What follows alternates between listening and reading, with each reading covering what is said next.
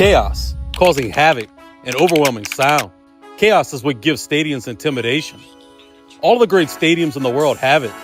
From all the way back to the Roman Coliseum, all the way to today in Death Valley. Even here in the open-air Crow Dome. For decades, these stands brought its own chaos. Everyone packing the stands, hip to hip, shoulder to shoulder, bringing a sort of energy that can only be described as such. With the sound of screaming and chanting so loud, you can hear it from a mile away. This is what makes the Crow Dome one of the best places for all of high school football. But now, the group has come to reclaim its name and reputation.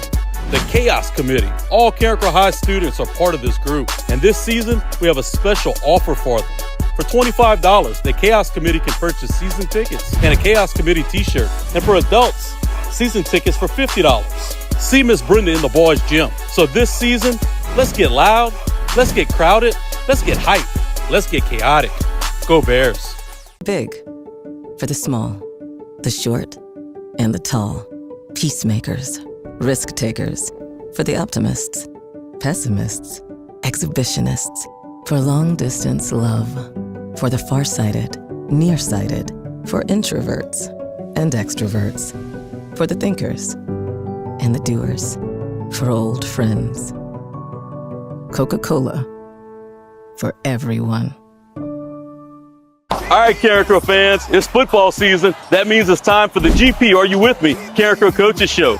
This season, we're bringing it live to you from a Carencro staple right here at Prejean's off of the Evangeline Thruway. We're going to be live each and every week. For Friday night games, the show's going to be on Thursday nights. For those Thursday night kicks, we'll be live on Wednesday nights, 6:30 to 7:30. You can hear it all at one place, the Carencro Bears Network.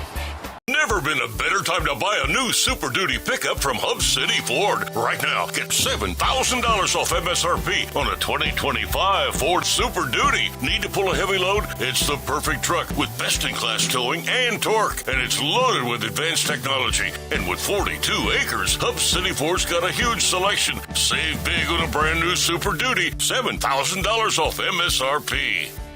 Hub City Ford, I-49 North, Lafayette. You all right? Welcome into Prejean's live right here on the Carencro Bears Network. It's week number 2. Crow Bears are fresh off their hot victory, a program-defining win in a game that was a classic showdown against crosstown foe STM. Coach, we haven't beat them in almost 2 decades. The monkey's off our back. The Bears came off victorious in dramatic fashion. Yes, definitely was a great win. Didn't want to go to sleep Friday night.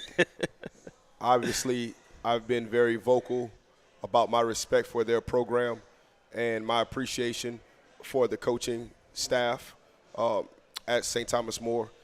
Mad respect to every single one of them. All of those coaches who I have a relationship with all texted me after the game and congratulated us on our victory. What a first-class collective group they are, and what a first-class program they are too. So the fact that we were able to compete on a very high level with them and come out victorious, couldn't be more happier for our program, couldn't be more happier for our kids, our community, our school. The game started out not so much as others would expect. A lot of people were thinking shootout. Played a quarter of football. It was 0-0. You guys just kind of like two prize fighters punching it out early on and trying to figure each other out? Well, I think early on, usually defenses have an advantage a little bit, especially well-coached defense, which is both teams are. Coach Tidwell has been a defensive coordinator, I believe, there since 1982. And he loves playing against the style of football that we play. He always talks about how fun it is to compete in that type of game. And, obviously Coach Pettis, Coach Romero, Coach Sebo, Coach Tab, we've developed a pretty good defensive staff ourselves and was very well prepared, on the defensive side of the ball. So I just really think both defenses kind of stood out and shined early on. And then special teams kind of changed the game. They had a punt return. We had a big kickoff return. Brandon Duffy, when we spoke on Monday, I talked about how it was kind of like a boxing match, right, where you kind of got knocked out right before the end of the round, but we answered the bell. We answered the bell with that big kickoff return, which was a special kickoff return, one of the most special kickoff returns I've ever seen, Well, let's stick right there. Let's talk about that kickoff return. You mentioned last week when you talked about Brandon Duffy and you called him box office. I mean, look, the guy, everybody on the front line laid their block. Duffy gets the ball. He's surrounded by 6 Cougars. I thought for sure we were starting that drive within our 10-yard line. Next thing you know, you look up and he's going 98 for 6. No doubt, man. I've said this many times before. The young man's a walking draft pick. If he works hard, competes, and does things the right way, he's going to play big-time college football, and he's got a chance to potentially play in the NFL and change the lifestyle for himself and for his family and for others. So we're just working extremely hard to try to help the young man accomplish all of those things. But that was definitely a special kickoff return. He's got Travis Hunter-like, talent and DNA out there on the field where, he could be in complete control of the game in every aspect. So it was definitely a big play that night, and it kind of jump-started us to move forward, in the game where we had a couple other great plays. Chance Babineau had the pick 6, which I think, allowed us to, tie it up maybe or go up 30. I can't remember what happened. Took the lead. Yes, sir, and then we come out in the second half, man, and we kind of hit the ground running, kind of changed it up a little bit, went to our two-back classics. We thought it was time to do it. And, we had opportunities to put the game away, and unfortunately we failed to do that. But we still found a way to come out victorious in the end. I think the 4th down drive, we overcame a lot of adversity. We had a big character drive. Carson Gursey, it was 4th and 1, which the film confirmed there was a bad spot, okay? They spent time trying to figure out, was it a first down, was it not a first down, are they going to measure, are they not going to measure, and then they didn't reset the clock. And we unfortunately got a delay game penalty for it, so now it's 4th and 6. And how about Carson Gursey and having the poise and the toughness and the ability to go out there and execute and make that throw to Babineau to get the first down. And we marched it down the field. Unfortunately, we didn't get the ball in the end zone like we wanted to finish the drive. Where we wanted to finish the drive in the end zone and not even have any time left for them to even get back out there on the field.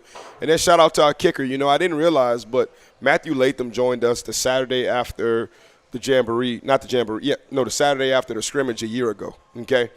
And what is that, Sunday, Monday, Tuesday, Wednesday, Thursday, 5 days later against Sterling's Catholic, we throw him out there for a game-winning field goal. And originally we were going to throw a fade to Babineau, and hopefully, he mossed the guy and we walk off with the victory. But I thought about it. It was a jamboree. The score was tied. I thought it was a great moment to throw the young man out there because I thought that he was going to be needed in a big moment like that in the future of his career. He was just a freshman at that time.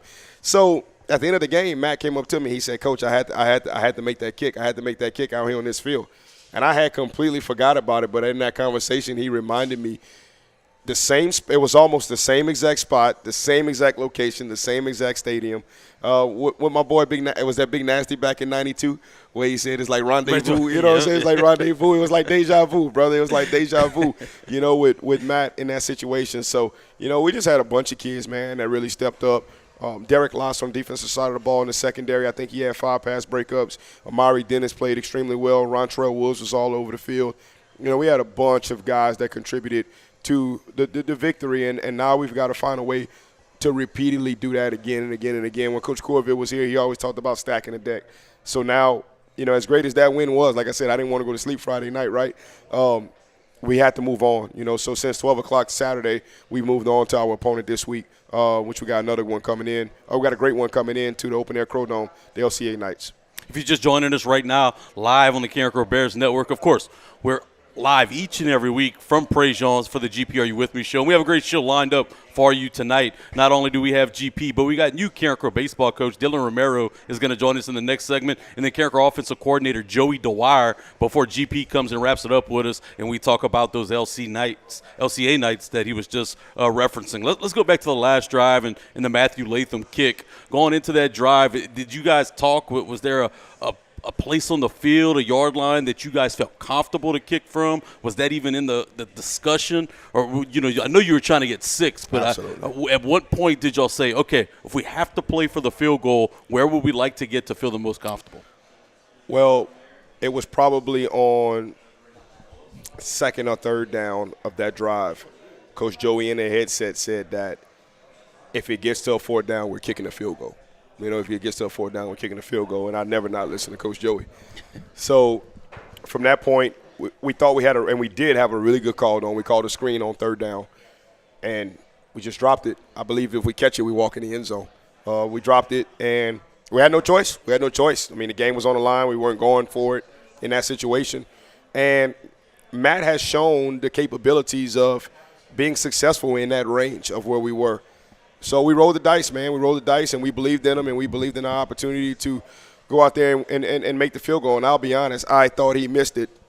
I thought he missed it. I did not think it went through. I thought it was short, And when I saw the referee put his hands up and I saw everybody jumping up around, I said, wow, amazing, amazing. And then on the next drive, I was like angels in the outfield. God, if there's a God, praying that we get that stop, man. So that was a crazy game, man. And, we haven't had a lot of time to really sit back and reflect on it all. I think we'll be able to do that a little bit more in the offseason, right?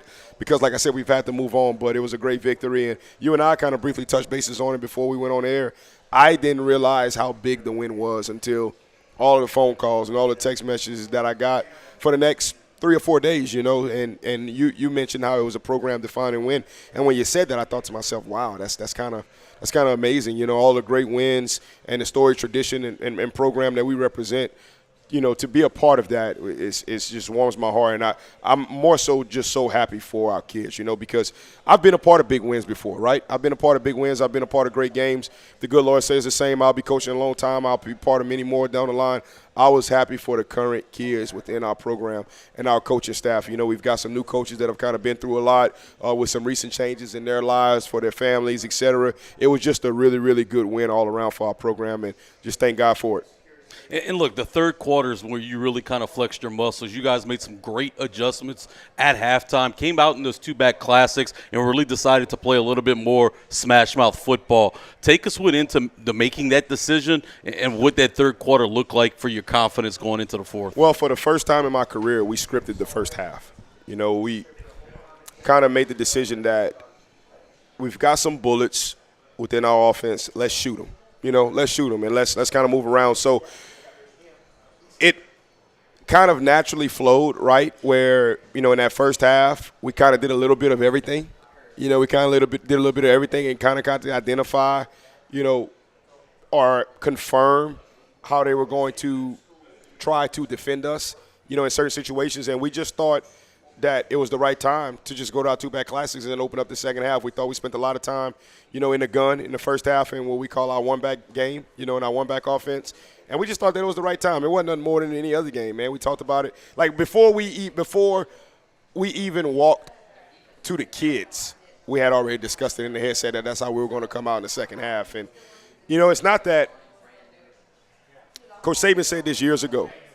It's not always the call. Sometimes it is the call. We're not perfect. We're human. But it's not always the call. A lot of times it's the execution of the call, right? And we didn't execute very well. We played very poorly up front in the first half. And we were very disappointed with the way we played up front. And we challenged those guys, at halftime. And we told them that, listen, we're going to start off the second half in the two-back classics. And it's our expectation that we go out here and control the line of scrimmage and find a way to get the ball in the end zone. And, the ability for us to be able to do that, right, is tough, man. That's tough. That's tough for people to defend. It really is. I've spent a lot of time working on the defensive side of the ball. The last couple of years I've been very vocal about that, and I understand how difficult it is to defend, really good offenses. And Coach Steve Sarkisian said this: the more things that you can do well, the tougher you are to defend. For many years we heard keep it simple, stupid, right? And then Coach Sarkisian kind of changed my mind with that and said that, no, the more things you can do well, the tougher you are to defend. Now, it depends on the quality of kids that you have. It depends on their DNA. It depends on their ability to retain information and be able to go out there and execute. And now we're kind of like that offensively and defensively, where we're very diverse. There's multiplicity in how we attack. And, we're hoping that the group of kids that we have and the system that we have and the organization that we have with this current team, we're able to do that week in and week out. And the defense really came up. I mean, look, you were playing against a Division I commitment from Virginia Tech, Cole Bergeron. You're able to hold him 18 of 50 passing the football for less than 100 or 200 yards and 2 picks. I mean, he only had 151 yards passing, turned the football over twice. Talk about what Coach Pettis and them did on defense to confuse Bergeron. And then, of course, Chance Babineau. Can't say enough about him. 2 big picks, game-changing plays. Yes, I don't know if we're ever trying to confuse the opposing offense. I think what we want to do is we want to be as physical and as competitive and as sound as we possibly can.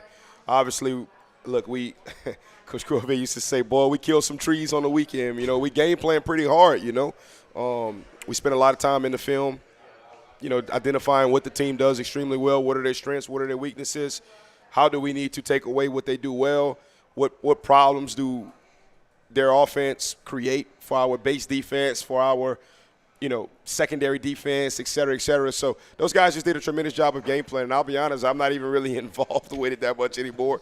I walk in there on a Sunday right before I'm leaving and like, guys, we got a plan? We got a plan. And I kind of look at the board and, it don't take much, right? I just have one or two conversations with them like, oh, okay, I understand what's going on. Yep, I got you. Because I'm a GA out there now for those guys, I run scout offense for them, and I'm a signaler, man. I love signaling. I told Coach Pettis I love my new job defensively, man. I really love it, man. I'm a signal guy, and, I have a better relationship with those kids now, too. It was just too much, man. With me hammering them as the offensive guy, hammering them as the defensive guy, hammering them as the head coach, now I'm more of like an uncle to those defensive guys, and I like my new role a lot better.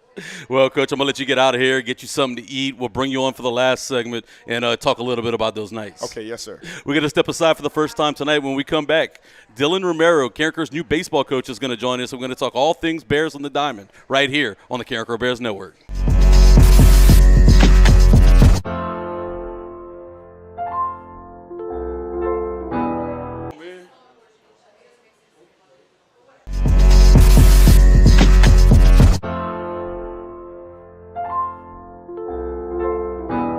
Chaos, causing havoc and overwhelming sound. Chaos is what gives stadiums intimidation. All the great stadiums in the world have it. From all the way back to the Roman Coliseum, all the way to today in Death Valley. Even here in the open-air Crow Dome. For decades, these stands brought its own chaos. Everyone packing the stands, hip to hip, shoulder to shoulder, bringing a sort of energy that can only be described as such. With the sound of screaming and chanting so loud, you can hear it from a mile away. This is what makes the Crow Dome one of the best places for all of high school football. But now, the group has come to reclaim its name and reputation. The Chaos Committee. All Carencro High students are part of this group. And this season, we have a special offer for them. For $25, the Chaos Committee can purchase season tickets and a Chaos Committee t-shirt. And for adults, season tickets for $50. See Miss Brenda in the boys' gym. So this season, let's get loud, let's get crowded, let's get hyped, let's get chaotic. Go Bears. Big for the small, the short, and the tall. Peacemakers, risk takers. For the optimists, pessimists, exhibitionists. For long distance love.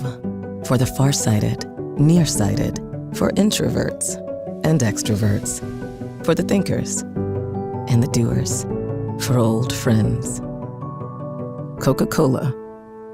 For everyone.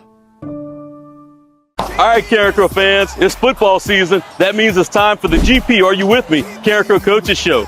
This season, we're bringing it live to you from a Carencro staple right here at Prejean's off of the Evangeline Thruway. We're going to be live each and every week. For Friday night games, the show's going to be on Thursday nights. For those Thursday night kicks, we'll be live on Wednesday nights, 6:30 to 7:30. You can hear it all at one place, the Carencro Bears Network.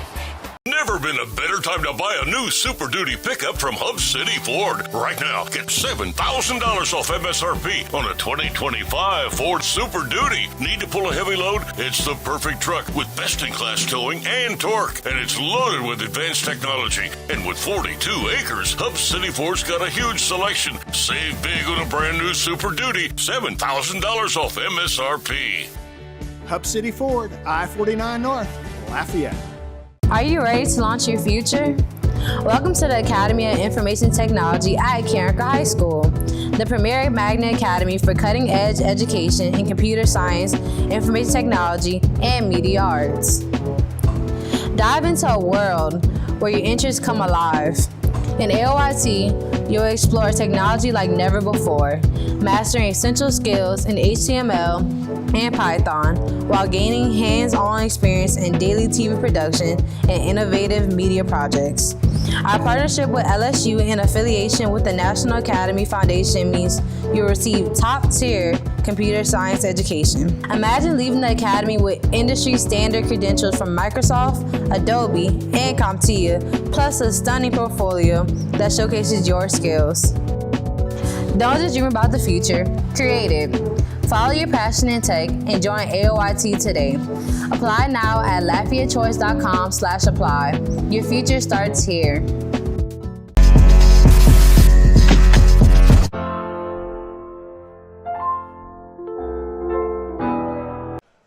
Welcome back to Prejean for the GP Are You With Me Carencro Coaches Show. I'm Blaine Viatar, and I'm joined by my newest guest, Carencro head baseball coach and 2018 Carencro graduate, Dylan Romero.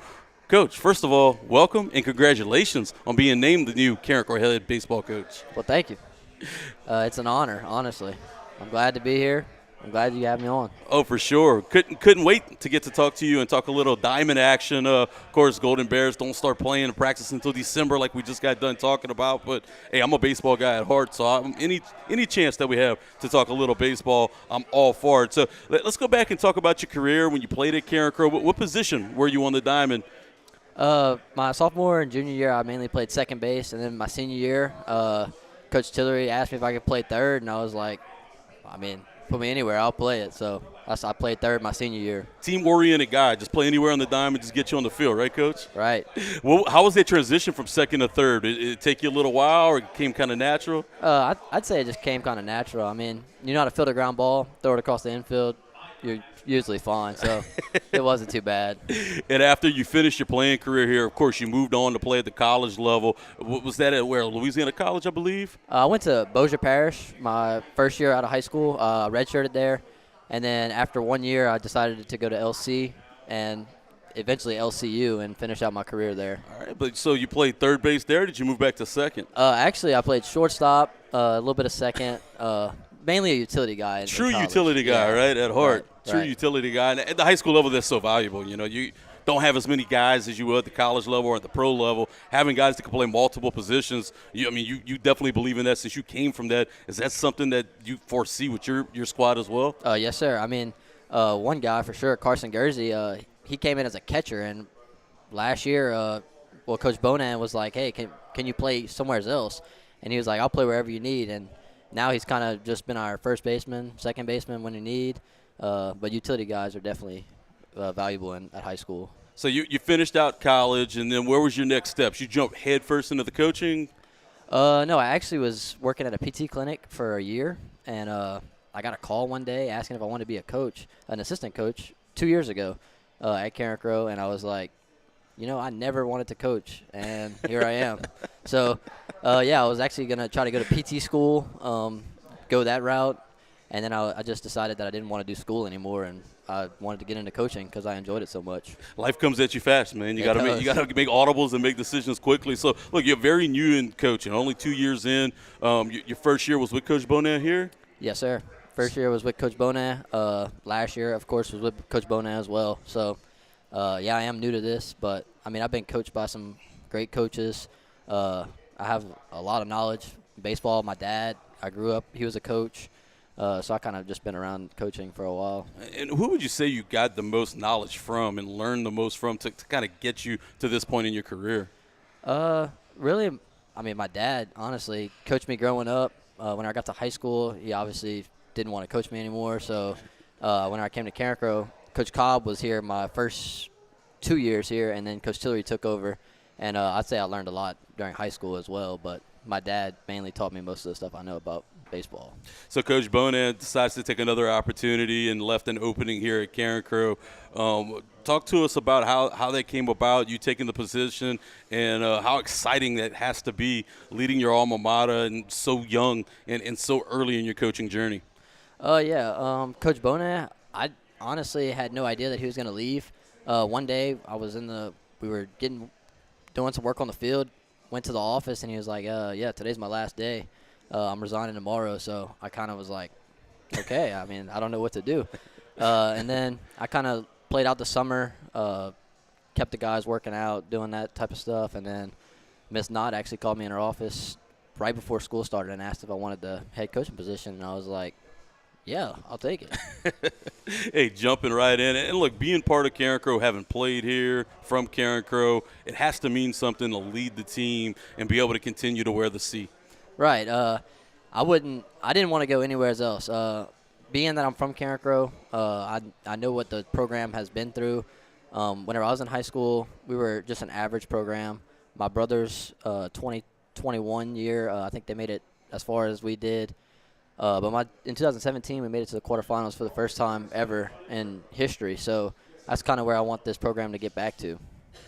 something of that nature. And look, getting the program back on track and getting to that level takes a lot of commitment, a lot of time, and a lot of resources. Right. Talk to us about those resources you need and how can the community help you? Really, right now, I'm kind of looking for somebody, an assistant coach. If anybody's interested, please contact me. You can find me on Facebook, my phone number. Give me a call if somebody's interested in helping out coaching-wise. Awesome. I'm sure somebody will see this, get involved, and help you lay down the foundation for your program. Before I let you run right now, wrapping up with Dylan Romero, Carencro baseball coach, you have some guys on the diamond that are also on the gridiron right now. You talked about Carson Gursey, but there's TJ Jackson, and, of course, Chance Babineau, such a gifted and special athlete. Tell us what kind of role do those three guys play for you on the diamond? So Chance, he's a basketball guy too, so now that baseball season starts a few weeks earlier, kind of don't get him till district starts. But I mean, is there a negotiation with Coach Kovac at that point? Or are you like, come on, man, I'll hook you up, I mean, I kind of let him do his thing. Whenever he gets out there, it's like he never skipped a beat. So for the most part, I mean, he comes out here, hits 300, no reps before, just kind of raw, just a raw guy. TJ's a hard worker. Last year he played outfield for us, DH'd at times, moved all around the lineup. Very versatile guy, and he helps out a lot. So for sure, they both are tremendous help to the team. And Carson Gursey, I mean, he has that moxie and that kind of confidence on the football field. Does he carry that on to the baseball field as well? Oh, for sure. As a freshman last year, we kind of just threw him into the fire. I think, like, week 2, he got his first start at, like, second base. And like I said, he was a catcher coming in, so he really didn't have much infield experience. We kind of threw him in at second base, and he just, shined for sure. Probably, you could tell he was young at times, and, that played a role in some of the outcomes of his performances. But he definitely is a guy that can take on anything for sure. Well, Coach, we're going to be looking forward to catching you this spring. Wish you the best of luck. Anything you could do, anything I could do to give you a hand, just let me know. Yes, sir. Thank you for having me on. Mr. Dylan Romero, new Carencro head baseball coach. We're going to take a break. When we come back, Carencro offensive coordinator Joey Dwyer is going to join us, and we're going to talk about the STM win and what they have to look forward to against LCA right here on the Carencro Bears Network.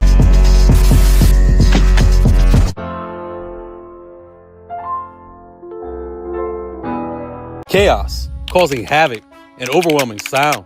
Chaos is what gives stadiums intimidation. All the great stadiums in the world have it. From all the way back to the Roman Coliseum, all the way to today in Death Valley. Even here in the open-air Crow Dome. For decades, these stands brought its own chaos. Everyone packing the stands, hip to hip, shoulder to shoulder, bringing a sort of energy that can only be described as such. With the sound of screaming and chanting so loud, you can hear it from a mile away. This is what makes the Crow Dome one of the best places for all of high school football. But now, the group has come to reclaim its name and reputation.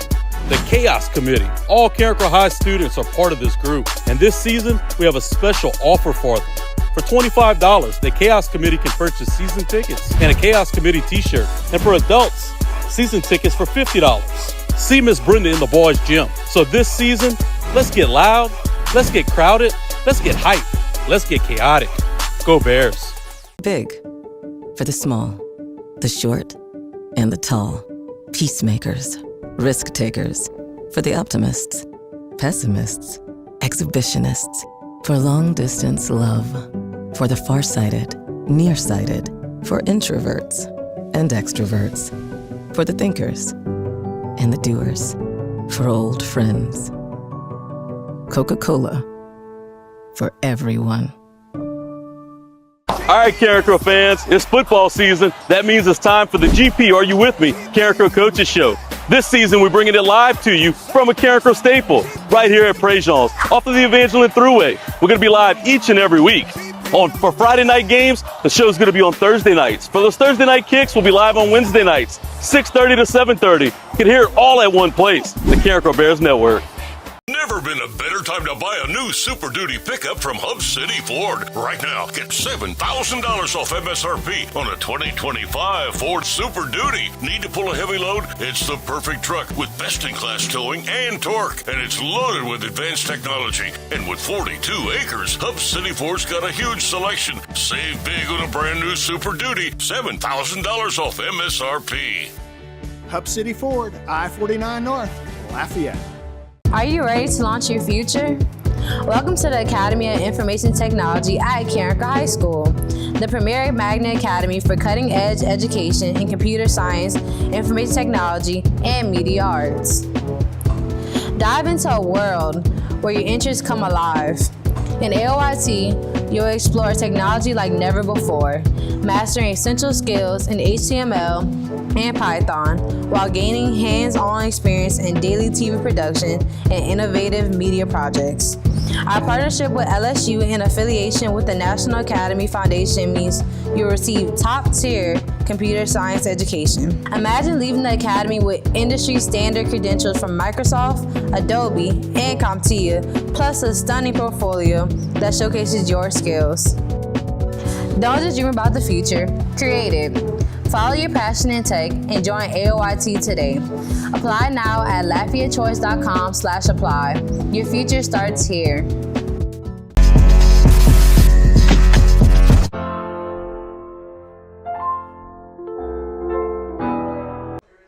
Welcome back to the GP. Are you with me? Carencro Coaches Show live from Prejean. I'm joined now by Carencro Offensive Coordinator, Coach Joey Dwyer. Coach, I'm still celebrating the win. I know you guys had to move on, but that was a big one last week. Yeah, that was a huge win for us, man. It just meant a lot to the whole community and the kids. That was the biggest thing for us. Like, as coaches, we were excited because it's a game we hadn't won together. But the biggest thing was how excited the kids were and how happy we were for the kids and what they accomplished. Is it hard to get them to understand the significance of a win like that, or this group really grasp? I don't know if they really grasp it right now. I hope they grasp it when the season's over and we can reflect. But I think they knew it was a big game. They knew it was something we hadn't accomplished at this school in a very long time. They knew the importance of it, and I think it showed Friday night in the way they played, especially in the second half. Did they fully grasp it yet? No, but I think they will once the season's over and you reflect back, because one thing we'll be able to say is that 25 team beat STM when a lot of teams couldn't. Hey, hadn't beat those guys in almost 2 decades. I consider that a big one, Coach. And let's talk about that second half. You guys owned the third quarter, outscoring them 14-0 in that stanzas. Talk to us about it at halftime. Coach GP said, you guys wanted to go to the two-back classics, wanted to be more physical. How did you get the offensive linemen really geared up at halftime to go out and dominate that third quarter like they did? Well, we just kind of challenged them. We didn't really holler and scream too much. It was just kind of like we felt like we left some plays out on the field. And I think the biggest thing was those guys were just playing harder than us in the first half. Like, it meant more to them. They played harder, and that was the challenge that we gave our guys. I said, look, if we go out there and we play harder than them and we match the intensity, we're going to win this football game. And I think our guys did a very good job of that, especially in the third quarter. Like, they matched the intensity and they got after it. And then you guys were able to really dominate the line of scrimmage and rush the football really well. 220 yards on the ground on 38 carries, with a lot of that coming in the second half. Probably most of it. Probably most of it. You got big performances, of course, from Chris Bayham and Carde Batiste. Those guys carried the brunt of the load. Talk to us about how the backs were able to find creases and running lanes in that second half, and how did they take advantage of that to the fullest?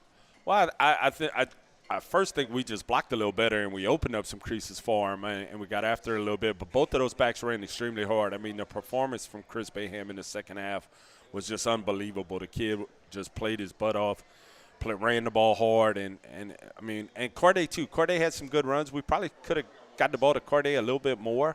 I know he had a big run. I don't remember when, but at some point in the game he had a big run early, and then we kind of got away from him. I don't think it was a purpose thing. It's just kind of the way the game flowed. But I think he was really good that night, too, and he probably should have got a few more carries. Talk to us a little bit about your quarterback as well. If you ask him, it's probably not his best performance, but he was a game manager. He kept you in the game at all times, and he really performed well. Even in the running game, he gave you a little bit of the running element, and that's a little new to his game this year. Talk to us about his performance and his game management. Look, I think he played really, really good. There were a couple plays that I'm sure he'd like to have back, and we'd like to have back, especially the 4th and 1. But he had some huge plays. The scramble to get us to 4th and 1 on the game-winning drive, the throw to Babineau after we lose the 5 on the delay of game. I thought he played really, really well. Yes, we had some plays that he missed, and he'd be the first to admit it, but he was there and he did what you said. And as far as the running thing, I think that is a big aspect of his game and things you'll see more moving forward. I mean, he kid's 210 pounds, so we got to get him involved in the running game. And that was kind of the plan, too. And late in the game, kind of after we wore him out, kind of get him involved a little bit. But the backs were doing so well, we didn't need to run him quite as much as we thought. I missed the quarterback follow play when Chance Caesar was here. That was one of my favorites. If we could bring that back, I'd be pretty happy. That play's not going anywhere. That play's not going anywhere. It just didn't happen this week. Let's talk about cleaning up a little bit. It was a little bit sloppy at times, 12 penalties for 88 yards. Talk about this week and the attention to detail and how you could change the tune when it comes to the penalties. Oh, yeah, we definitely have to be a lot better this week and not fall behind the chains. We were able to get away with it last couple of weeks, falling behind the chains, but that will not be the case this week. We got to stay ahead of the chains, and we can't have the silly mistakes that cost us some yardage last Friday. Now, tell us the truth. Look, GP's not right here. He's eating in the back. Did you have to twist his arm to go back to the two-back classics? No, I did not have to twist his arm. But we talk about everything we want to do, and look, there's going to be games when we run that a little bit more, and there's going to be games when we do a lot more of the one-back stuff, and I think people – I don't think it's a one-back versus a two-back classic kind of debate. I mean, they both work hand in hand. Yes, the two-back classics worked well in the second half, but we also had them in one-back, and we were running them all over the field with that one-back stuff. I mean, when was the last time you saw STM cramp? Those guys were cramping because of what we did in our one-back stuff and then the ability to come back with the two-back. So they complement each other very well. It's just some nights one might have a little more success, but I don't think it's a one-back versus a two-back thing. I think it's our offense, and you better be prepared for all of it. Talk about this week's practice. Coming off a big win, is there a little bit more pep in the step, a little more juice at practice? Yeah, I thought the first couple of days of practice were really good. I mean, things were flowing. It kind of took a little dip Wednesday. We didn't have our best day, but I thought the kids came back today very focused, and we had a good practice today. So. Wrapping it up right now with Coach Joey Dwyer. Coach, I'm not going to ask you for the game plan. I know y'all want to be, multiple and do different things. I just want to know, like, Chance Babineau. I don't want to ask this question to Gavin every week, so you get the question this week. All right. Is he somebody that you're going to get a little bit on offense more as the season goes on? I'm sure you've heard it before. I mean, Chance has free reign as long as he can play as much offense as he's capable of playing for us. I mean, he's a primary defensive guy. But as often as we can get 7 out there on our side of the ball, we're going to take it. I want to get the ball number 2's hand too, Coach. Yeah, he's pretty special. Yeah, he's pretty good too, man. He's a good one. And we got a bunch of good ones that we can get the ball to. So, all right, Coach. I'll let you go. I appreciate your time. Looking forward to getting you back on real soon. Oh, yes, sir. I'll be back. Wrapping up right now with Joey Dwyer. When we come back, it's going to be Gavin Peters. We're going to turn our attention to the LCA Knights right here on the Karen Bears Network.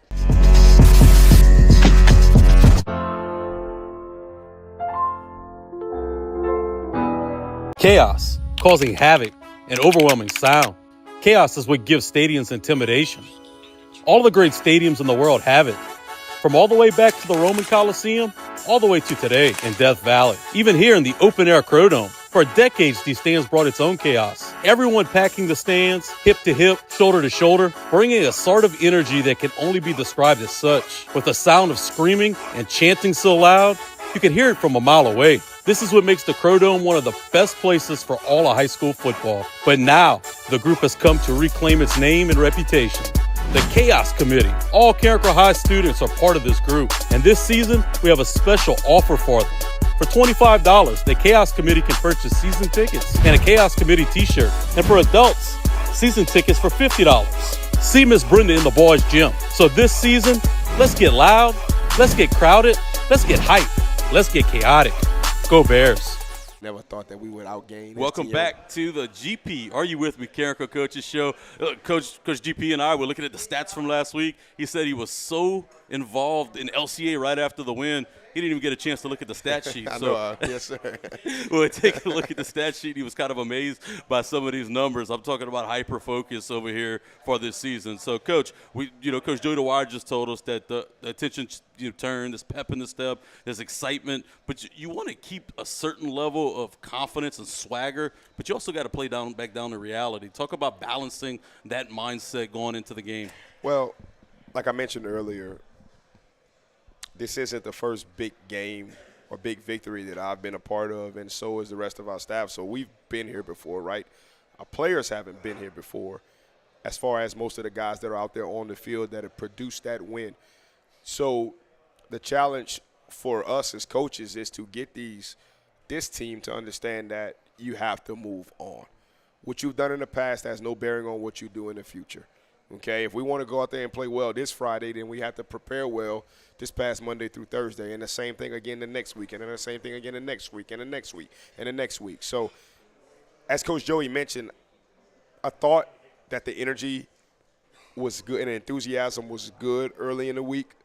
I don't like the way it ended, and we've got to be better. We've got to be able to put together a complete week of practice. We've got to be more mature and have more discipline about how we operate. We've got to understand that everything impacts everything. I'm talking about getting to school on time, behaving in class, learning installs, okay, getting to bed on time, being respectful to your parents. You know, everything impacts everything. And we just had some issues that you normally have with high school students this past week that just disappointed that we're having those issues when we're in the situation that we're in. We've created a tremendous opportunity for us to have a legendary season, right, and to go out there and be special, which is always the challenge and always the goal. But you have to be a champion before you win a championship. And the challenge right now is getting this team to be champions every single day in every aspect of their lives. And that's the challenge that we're facing right now. And that's why they call us coach. And look, the team you're playing, they know how to win. They've been here before. They are, I wouldn't call them a blue blood just because they haven't done it with the longevity yet, but they're on getting to that level. They're a modern blue blood, modern day blue blood, for sure. They were able to beat Rommel last week, 27-26, after starting kind of low. They have a special quarterback in Brandon Walker. They got tons of talent. They know how to win. What separates this group of Knights versus the years before? Well, it's kind of funny. You talked about the Rommel score, right? I think when we got on the bus, somebody said LCA beat Rommel, and they told me the score. I said, ooh, that ain't good. You know, I already knew we had our hands full because I have the utmost respect for Archbishop Rommel and the job that they've done in the program that they operate. So, and then once you turned on the tape, you just realize why. You realized how. Braylon Walker is a phenomenal athlete, phenomenal competitor. I have the utmost respect for him and his family. We go to the same church. His dad and I have grown close, have a lot of respect for each other over the last couple of years. And then Braylon Allen, the receiver, right? Currently committed to Tulane, I believe. Picked up a lot of SEC offers towards the end of the summer, moving on into, the fall. I think the world of him. He's a phenomenal young man. I got a chance to meet his dad within the last couple of years and also his mom, and he has an unbelievable family as well. So, I just got the utmost respect for those two kids. And my frat brother, Dustin Miller, his nephew is Caden Bellard, the running back, and Dustin texted me early in the week, and I got a lot of respect for Dustin. Dustin was a great player at Opelousas Catholic, played baseball for us right here at the University of Louisiana Lafayette. He's currently state representative. Bellard is a heck of a player. The list goes on and on, right? Sky Ryan back there in the secondary, number 15, who's adding to that lineage of the Ryans and the Falks. And Luke Green. I think the world of Luke Green, man. He is an unbelievable football player. He's all around. He's also committed to UL. And Coach Mitch Kraft and Coach Chop and that whole entire staff, they have done a phenomenal job with this team, and they've done a phenomenal job with their program. They've had a lot of turmoil, right? Or they've had a lot of turnover, within the last, 3-4 years. And for them to be able to sustain to keep the kids involved with the program, be able to sustain the level of success that they've had, and then also right now be primed to go out there and compete for a championship in their classification. They can compete with anybody in the state of Louisiana, and that's a testament to the school, the coaching staff, and the players, and especially the senior class of players that they have with Braylon and the two Braylons and Luke, and I think Sky is a junior, so he's a class underneath. But they just got a phenomenal team and a phenomenal group of young men. They call it the battle of university, Coach. It's a school right in your backyard. Talk about how important the game is just from the perception aspect. Well, I think it's very important. Coach Sebo mentioned how this is big as far as for an opportunity for the future of our program and the future of our school. I haven't been shy about saying this. There's a lot of families who their uncles and dads and aunts, et cetera, that went to Carencro High School, and now they're sending their kids to LCA, David Thibodeau, Terrell's Catholic, et cetera, et cetera. And I have a lot of respect for all of those schools, but we want Carencro people back in Carencro. Okay, we want our Carencro people to come back home. And I think this is a great opportunity for us to kind of continue some momentum to get our people back home into Carencro. We want the people that the foundation and the fabric of Carencro High School, we want those people back into Carencro High School. And this is an opportunity for us to take the next step in doing that. And, they got a trophy this year for the Battle of University. I think that's pretty cool. I don't know many high schools that do that. Is that going to be on the sideline and the winning team's going to go over and get it after the game? Yes, sir. So Coach Chop actually sent the picture of it today. He did a really good job on designing it. Him and I discussed this in the offseason of calling it the Battle of University and creating some type of award that's transferred from year to year. If the team keeps winning, then whoever wins it, that's who's got it for that year. I think the Archbishop Shaw and Rummel Raiders have the Battle of the Megaphone that's been going on for maybe 3 or 4 decades. That's a pretty cool tradition there. There are some colleges that have it, right? Or maybe Ole Miss and Mississippi State. Is that the Egg Bowl, maybe? Bowl, there's a bunch of them on the college level. So there's a bunch of it. So I think it's pretty cool. And what I enjoy the most right now is the respect that the two schools and the organizations and the programs have for each other. I've had the opportunity to talk to Pastor Jay a few times this week. He actually came by today, and he was up there in the press box right when we was practicing. So I screamed for him. I said, "What's up, Pastor Jay?" I said, "You ain't got no cameras on up there, huh? I got to watch you." But I just got, and Coach Chop, man, he's been very, very awesome to work with and very awesome to talk to. You can tell that the respect is mutual, and I've just got a lot of respect for the job that he's done with his program and his team. And, even though, like I said, there's families that are, I think Barry Baldwin, right? He's the athletic director over at LCA. He's all district center here. That's right, and he's on our wall inside of our school, So, it's kind of unfortunate there, but, we're not going to shy away from the fact that we want our people back in Carencro. Now that we have the trophy and we got the game established, this is a game we want to keep on the schedule moving forward. Oh, we've already agreed. It's going to be week 1 for the next 2 years. Yes, sir. No, we can't beat it, man. Great competition. 2 minutes down the road. We're going to both have great gates when we play at home. It's going to be minimum, the lowest expense you can have in travel just because you're right down the street. So, no, this is definitely a game that's going to continue for years to come. And so we've already got it mapped out to play week 1 the next 2 years. That's awesome. I couldn't agree more. I think it's great for the community, the kids, the two schools. It's very important to keep that going on. And you talked about all the stars they got. The college offers are through the roof.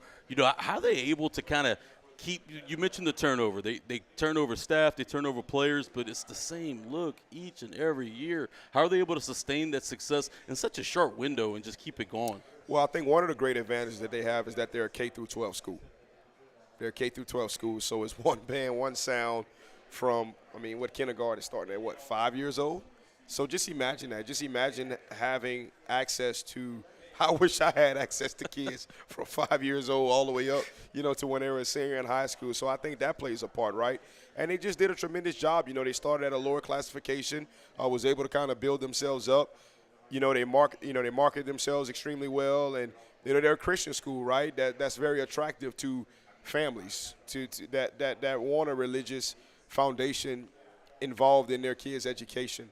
So they've just done a tremendous job, and they've seized the opportunity that they had, and they did it at a critical time. They did it at a critical time where Carencro was kind of in funk a little bit, Northside was kind of in funk a little bit, and it was just kind of the perfect storm of events for them. It was a great business move, So mad respect to them, and I have the utmost respect for what they've done and what they've accomplished. You talked about good gate. I think atmosphere tomorrow has potential to be pretty elite.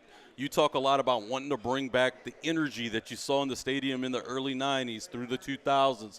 Talk to our folks back at home and tell them why they should come out to the Crow Dome and how important it is for you guys to have that energy to play behind. Well, I believe that we have one of the most iconic programs in the state of Louisiana. One of the things that myself and Seth Dickerson has been working on is creating a digital media guide, because for some reason within the last 10 to 15 years, you started seeing all these different bears represent Carencro. And there's no bear that represents Carencro. I'm pointing at the wrong one, my bad. This C represents Carencro, right? It's the most iconic logo in Lafayette Parish. You go anywhere in the state of Louisiana, and when they see that gold C, they immediately identify it with Carencro. And the connection is Carencro football. That's what the connection is. The connection is Carencro football. The open air Crow Dome, Kevin Falk, Damian James, Wade Ritchie, Derek Beavers, Ernest Lazard, Lucas Taylor, Alonzo Landry, Alex Johnson, Jalen Nixon, Coach Barus, Coach Rip. We're blessed. You know, we're blessed. We're blessed to be a part of this great program, and I just think that what's happened is our community has become fractured, right? I talked about how a lot of the people that went to Karen Crow in the 80s, the 90s, and 2000s were now their kids and grandkids, nieces and nephews are no longer at Karen Crow. So a lot of the faithful people that were in, or faithful families that were in the stands in the 90s and 2000s, well, now they in the stands at Turlins. Now they in the stands at LCA. Now they in the stands at, you know, David Thibodeau, even though they don't have a football program, you know, but basketball and baseball, you know. So it's just unfortunate that it's, you know, kind of gotten chopped up and kind of got fractured up a little bit. But we're going to die. We're going to die trying to get our people back. You know, we're going to die trying to get our people back. And, you know, we've been able to run a quality program on the football field, you know, for at least 7 or 8 years that I've been here, or maybe 6 out of 8 years. I want to count that first year as 7 because we ended that first year 4-1, you know, and it was kind of to be expected, you know, the tough start that we had. But we were competitive in every game, a lot like a year ago, right? So we've been running a really good program now for at least 8 consistent years. And the coaching staff right before, you know, Coach Corfield and I came here did a tremendous job as well, Coach Falk and Coach Evelyn. So, I mean, this is a great program, and you know, we just got to get our people back in it fully all around and get our kids back into Karen Crow School, starting with Karen Crow Heights and then moving on to Karen Crow Middle School and then finally finishing off at Karen Crow High School, like you did, correct, Blaine? Yeah, exactly.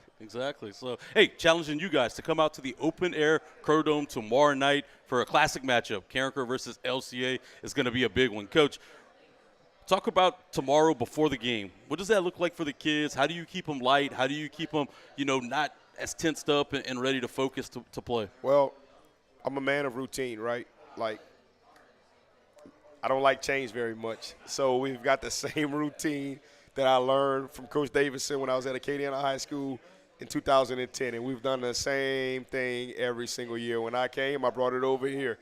So during athletic PE, obviously we'll have walkthroughs in the gym where we'll kind of walk through all special teams and also walk through a little bit of offense and a little bit of defense. And then when the bell rings, we'll all be lined up in the bleachers, seated in the bleachers by 2:45. Then we'll eat from about 2:45 to 3:15. Then we'll have walkthroughs for a little while. Then we'll rest. Then we'll start dressing, and we'll walk out. I don't know, Coach Joey's in charge at that point. You know, he's got an itinerary. Coach Corville, he just did a tremendous job with organization. And Coach Corville always had an itinerary for us. So whenever he left, I said, Coach Joe, we got to keep that itinerary thing going, man. It just kind of really details, you know, everything ironed out all the way to kickoff, you know. So Coach Joey's kind of in charge after we finish walkthroughs, you know, and he's got that itinerary for us. And, you know, I think it's a good plan that works well for us. And so that's kind of what we'll see on a Friday night at home. If I'm not mistaken, this is our first time competing at home this year outside of Westgate. Yeah, outside of scrimmage versus Westgate. So it'll be a little bit different. We'll have a pep rally tomorrow that I love. Our link crew, phenomenal part of our campus. Students, older students, I think it might be juniors and seniors, who are helping the young kids get acclimated within the high school. So we had link crew leaders that went by every class today during P2, and they talked about prepared our kids for the pep rally tomorrow. And one of the first icebreaker questions was, what's your mentality, or what are you like during the pep rally? Are you chilled? Are you hype? Are you this? Are you that? Well, I told them, I said, externally, I'm chill, but internally, I'm hype. I love pep rallies. I love the band. That's what makes high school football. I used to get pissed when I first got here, and we would show up to games on Friday night. I tell Miss Ellis this all the time. We would show up to games on Friday night, and the band would not be in the stands. That used to tick me off. I love the band, man. I always, I grew up in New Orleans, right? Parade season, et cetera, et cetera. You know, there's a part of me, man, and I don't know, maybe if I wasn't in the sports, in the athletics, man, I might be, in that marching band, brother. Yeah, I might be in that marching band stepping, So I think my daughter Grace goes to the games just for the band. So we got to have the band sir. so Grace can keep coming to the games. Shout out to Dr. Brown. So, yes, sir. So, hey, before I let you go, though, we are honoring a very special person, part of the program tomorrow night, doing the Lifetime Achievement Award. This year it's going to be Miss Brenda Olivier, that's been with the program since before my time around this place. So talk about how important she is to have somebody like that as part of the program, and how special tomorrow night's going to be for her and her family. I always talk about how big of a Coach Nick Saban fan I am, right? So I listen to every single press conference the last 10 years of his career, like every single one of them, every single press conference, every single coach's show, radio show. And He mentioned one time that the true testament of your value to a place is if you aren't present and if you aren't there, will they miss you? Well, unfortunately, Miss Brenda's husband passed away a year ago, and she was out for about a week or so. And when I went to go see her at the funeral home, she said, Coach, I still got my job, right? You didn't get my job away, right? I said, Miss Brenda, and I told her the story about what Coach Saban said about the true testament of your value to a place is, do they miss you if you're gone? I say, Miss Brenda, I miss you, Miss Brenda. Look, Miss Brenda, I respect what's going on right here, right now. Condolences to you and your family. But as soon as you get back to work, Miss Brenda, like, please get back to work. Like, a part of me is missing without having you there. And, you know, it might be some times when she has to have some appointments or, you know, she might be sick with an illness or things of that nature. And you know when Miss Brenda's not there. Like, you know when Miss Brenda's not there, and I don't like operating without Miss Brenda. And I want to keep her around as long as possible, you know, and I think that she truly enjoys the program that we have now, the work and the detail and the effort that we put into everything, the respect that we show her. I don't make one decision in that program without consulting with Mama Bear. She is the longest tenured person on Karen Crowe High School's campus. Right now, her and Mr. Callier, who works with us every day, who I think Mr. Callier has been at Karen Crowe since the late 70s or early 80s. So Mr. Callier and Miss Brenda are the two longest tenured people at Karen Crowe High School's campus. And thank you, Miss Brenda. We love you so much. I've been talking to the kids all week about how this game is for you, and we want to go out here and we want to honor you. You've been it over backwards, and you've given your life to Karen Crowe football since 1992 and prior before that. So tomorrow night is about us doing the same and rewarding you back. And we truly thank you for everything that you do, and we hope to have you for a long – we've already had you in this program for a long time, and we want to keep you as long as possible. We love you, Miss B. Well, Coach, I appreciate your time. Best of luck tomorrow night. Super excited to get to the Open Air Crow Dome for the first time this year. Yes, sir. Go Bears, baby. And I also want to thank my guy, Dylan Romero, Karen Crowe first-year head baseball coach who joined us, offensive coordinator, Coach Joey Dwyer. You're going to be able to see us next week here on Thursday night before the Zachary game for the GP Are You With Me show. Now, tomorrow night, kickoff 7, pregame 6:45. You'll be able to hear us live on Mustang 107.1 as well as right here on the Karen Crowe Bears Network. See you then. Go Bears.